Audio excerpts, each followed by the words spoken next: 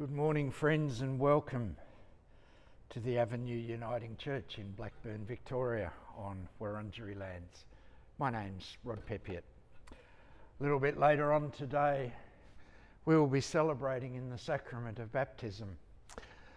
The water will be warm and we will baptise a beautiful little boy at 11 months old. It's the first time this has happened for a good while here at the Avenue, and we are excited.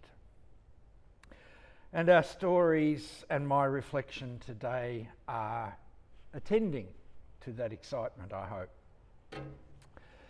Begin with a gospel story from Mark chapter 10. People were bringing children to Jesus in order that he might touch them. The disciples spoke sternly to them. But when Jesus saw this, he was indignant and said to them, "Let the children come to me. Don't stop them, for it is to such as these that the kingdom of God belongs. Truly, I tell you, whoever does not receive the kingdom of God as a little child will never enter it." And he took them in his arms, laid his hands upon them, and blessed them. And our contemporary reading of grace comes from Dawn Hutchings, and it's called Holy Baptism. Following the tradition of Jesus, who welcomed children into his community, we celebrate the presence of children within this community and offer them the sacrament of baptism. When we invite parents to celebrate with us the joy which their child has brought into their life, we cannot help but wonder at the beauty of new life. So let us rejoice in the love that we call God, the source of all being, who brought the cosmos into existence. At the very heart of life there is mystery, and in this community we know that the mystery we call God is beyond our ability to name or understand. But we know that God is love, and we see that love expressed in the life and teachings of Jesus of Nazareth. We try to embody that love by following Jesus' example of seeking justice for the oppressed, persecuted and forgotten people of this world, so that all people can live in peace. We trust that the Spirit of God lives and breathes in, with, through and beyond us, empowering us to be love in the world.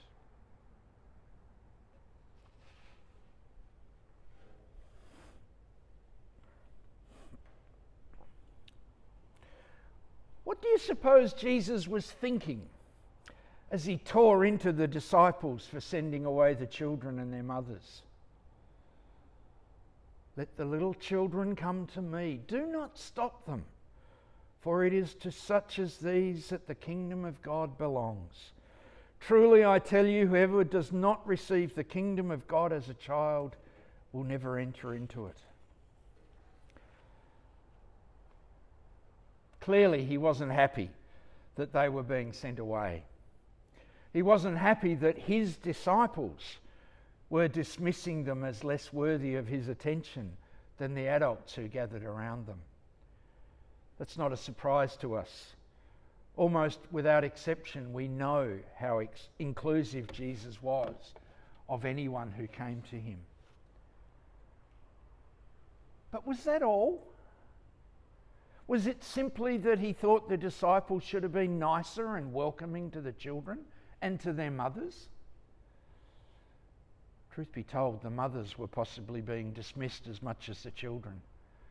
For many men, women weren't regarded as much more worthy of attention than children, at least not outside the home. I think that's changed, but not everywhere, tragically.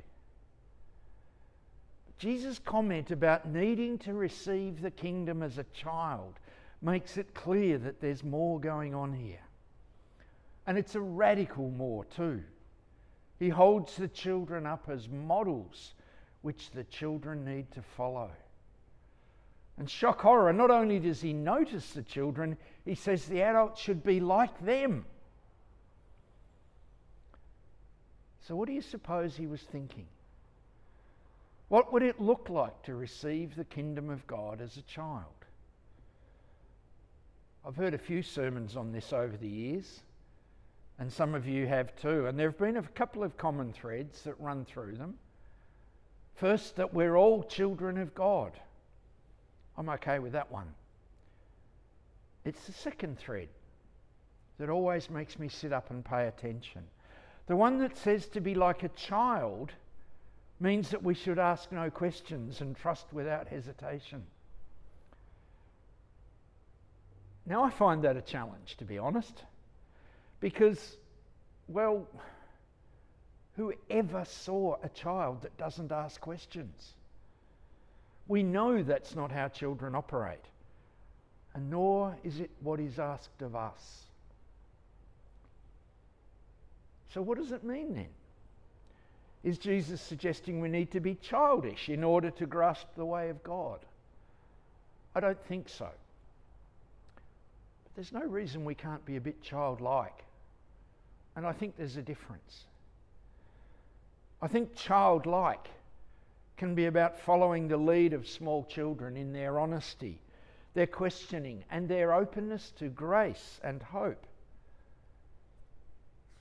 It feels to me sometimes that these are qualities that get socialised out of us pretty early, along with a thirst for knowledge and new ideas, and an open imagination and a willingness to take risks. I'm not idealising small children here. I want to be real. And if we're real, we know that children can get very good at game playing pretty darn early. But for all of that, there's a receptivity to reality and to grace here that I think is really important for us adults to remember and practice sometimes. There's more to the story. In Jesus' day, there was an almost brutal vulnerability about childhood, because so many didn't make it past 5 years of age. Children were dearly loved, but to some degree they were ignored in community life outside the household, almost as if people were waiting to see if they lived before fully including them. And maybe saw something in the way, maybe Jesus saw something in the way that children dealt with that he admired. Their tenacity, their strength perhaps, their refusal to be ignored. In the affluent context of Australia, this can be difficult to get our heads around sometimes. There's a rawness in this story which is kind of foreign to us, but yet it isn't. Listen with me to these words of Professor Bill Loader, wonderful Uniting Church biblical theologian. He says of this story, it's not just children being childlike. It's about the dignity and worth of children. What is being said and done here takes on the contours of reality when we begin to recognise the alternatives in our own day.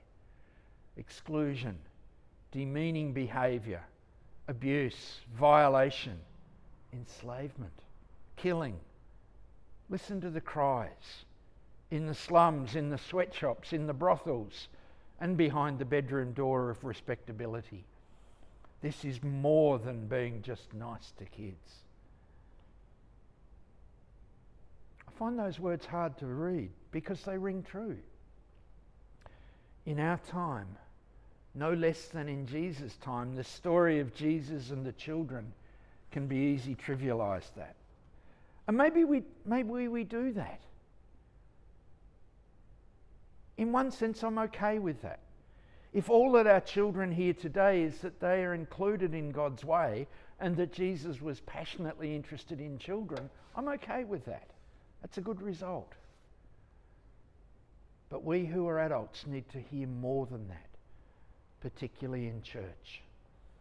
We need to hear once more of the vulnerability of children, those in our care and those beyond it. We need to hear and be reminded that children are not the church or the world of tomorrow. They are part of the church and the world of today as well. And we need to be serious about how we nurture them. This morning, a loving mother makes a promise to her child in our presence. She promises to give him a home and a life of love and trust and hope. That's a commitment about the kind of parent she will be, and what she will show Charlie that will help him live a fulfilling life. And today, as the people gathered to be part of his baptism, we promise to support her in that, wherever we can. It's a commitment to Emma and to each of us about the kind of community we will be. One where Charlie and all of us are safe and free to grow as people of love and trust and hope. That's a really important commitment for all people to make, whether we follow the way of Jesus or not. But since we are a church community, and since Charlie has been baptised into a church that follows the way of Jesus as best we can, I want us to hear not my words to finish, but the words of Jesus and his reminder to learn from our children as well as teaching them. Let the children come to me. Do not stop them, for it is to such as these that the kingdom of God belongs. Blessings.